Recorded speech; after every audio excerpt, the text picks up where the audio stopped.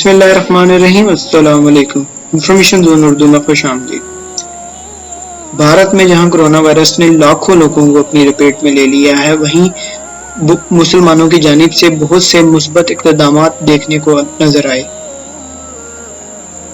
Corona virus की वजह से भारत में जहां लाखों लोग बेरोजगार हुए, वहीं मुसलमान ने हमवतनों की मदद करने के लिए शाना बशाना नजर आए। लोगों की मदद करने में तबलीगी जमात के कारकुन भी पीछे नहीं रहे और सैकड़ों तबलीगी जमात के कारकुनों ने अपना प्लाज्मा डोनेट किया।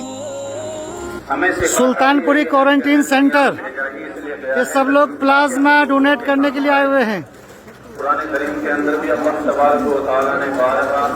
ये सब प्लाज्मा डोनेट करने के लिए हैं।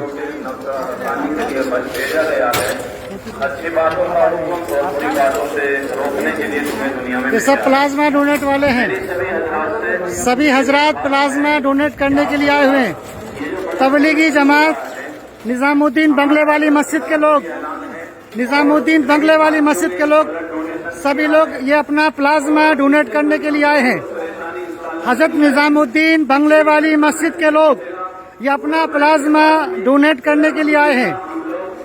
इंसानियत के लिए, मुल्क की वफादारी के एतबार से, मुल्क को नफा पहुंचाने के लिए ये सब लोग प्लाज्मा डोनेट करने आए हैं। माशाल्लाह ये सब लोग अपना खून का कतरा कतरा मुल्क के लिए कुर्बान करने को तैयार हैं।